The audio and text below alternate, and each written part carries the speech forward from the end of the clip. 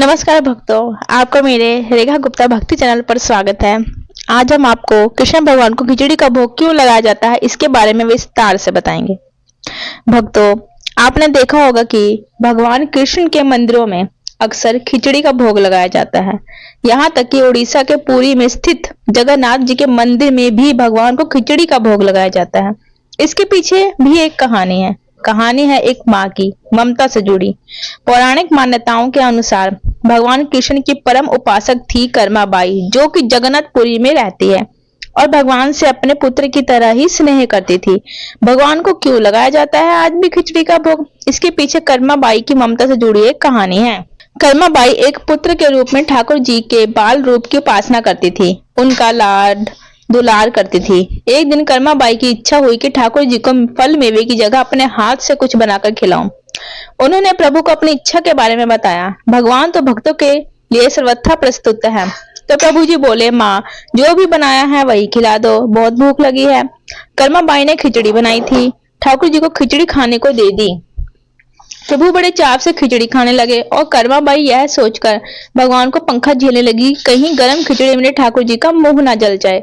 प्रभु बड़े चाव से खिचड़ी खा रहे थे और माँ की तरह कर्माबाई उनका पंखा कर रही थी। भगवान ने कहा, माँ मुझे तो खिचड़ी बहुत अच्छी लगी, मेरे लिए आप रोज खिचड़ी ही पकाया करें, मैं तो यही आकर खाऊंगा।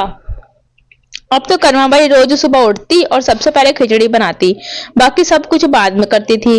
भगवान भी सुबह दौड़े दौड़े आते और कहते, माँ जल्दी से मेरी प्रिय खिचड़ी लाओ। खिचड़ी खाने का यह क्रम रोज का हो गया। भगवान सुबह सुबह आते, भोग लगाते और फिर चले जाते। एक बार महात्मा कर्माबाई के पास आए। महात्मा ने उन्हें सुबह सुबह खिचड़ी बनाते देखा तो नाराज होकर कहा, माता जी आप यह क्या कर रही हो? सबसे पहले नहा धोकर पूजा पाठ करनी चाहिए, लेकिन आप तो पेट की चिंता सताने लगी हैं। कर्माबाई ने बताया, क्या करूं महाराज जी, संसार जिस भगवान की पूजा अर्चना कर रहा है वही सुबह सुबह भूखे आ जाते हैं, उनके लिए तो सब काम छोड़ के पहले खिचड़ी बनाती हूँ। महात्मा कर्माबाई को समझाने लगे, माता जी तुम भगवान को अशुद्ध कर रही हो। सुबह स्नान के बाद पहले रसोई की सफाई करो, फिर भगवान के लिए भोग बनाओ। फिर अगले दिन कर्माबाई ने यही काम किया। भगवान सुबह आए, खिचड़ी मांगने लगे तो कर्माबाई ने कहा, प्रभु अभी मैं स्नान कर रही हूँ, थोड़ा रुको। थोड़ी देर बाद भगवान ने फिर आवाज लगाई, जल्दी करो माँ, मेरे मंदिर के पट खुल जाएंगे, मुझे जाना है। कर्माबाई फिर बोली, मैं अभी रसोई साफ कर रही हूँ। भगवान को लगा कि आज माँ को क्या हो गया है, ऐसा तो पहले कभी नहीं हुआ। फिर जब कर्माबाई ने खिचड़ी परोसी तब भगवान ने झटपट करके जल्दी जल्दी खिचड़ी खाई। भगवान जल्दी से खिचड़ी खाकर और बिना पानी पिए मंदिर में पहुंच गए थे। मंदिर के बाहर उन महात्मा को देखकर भगवान सारा माजरा समझ चुके थे। ठाकुर जी के मंदिर के पुजारी ने जैसे ही मंदिर के पट खोले तो देखा भगवान के मुख पर खिचड़ी लगी हुई है। पुजारी बोले, प्रभु जी यह खिचड़ी आपके मुख पर कैसे लग गई? प्रभु ने बताया, पुजारी जी मैं रोज मेरी कर्माबाई के घर पर खिचड़ी खाकर आता हूँ। आप माँ कर्माबाई जी के घर जाओ और जो महात्मा उनके यहाँ ठहरे हुए हैं उनको समझाओ, उसने मेरी माँ को गलत पट्टी कैसे बढ़ाई।